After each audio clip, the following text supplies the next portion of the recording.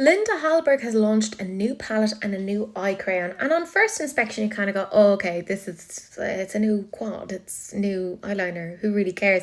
But I will say when you see it on the eye, you do kind of go a bit, this is nice, which is, by the way, typical of Linda Hallberg. This is a thing that when you look at brands that are run by makeup artists, they tend to go for very like editorial things, and when you see them actually on the eye, you see the vision.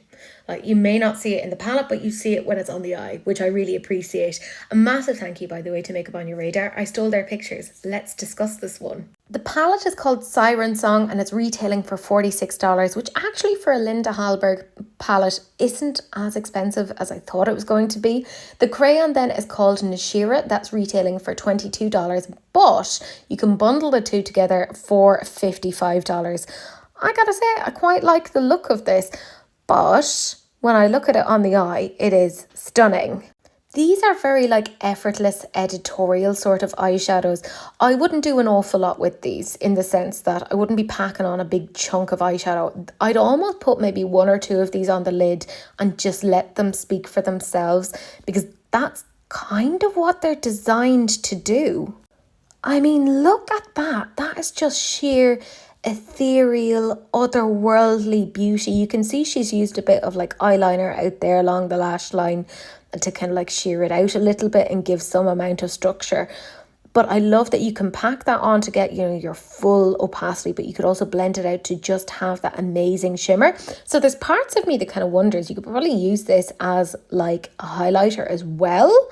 I think it's absolutely stunning, and these are available right now.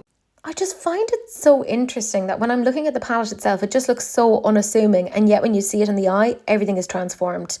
Again, this is kind of what you get with MUA brands. Like, they have a vision, that a lot of other people don't necessarily have. All of that being said, I have a ridiculous makeup collection. Anyone who knows me knows that it's worrying. It's very, very worrying. So I definitely don't need this. I do think it's very, very, very nice. I feel like she's missed a little bit of a trick. She should have come out with this a smidgen earlier, like maybe 2 or 3 weeks earlier.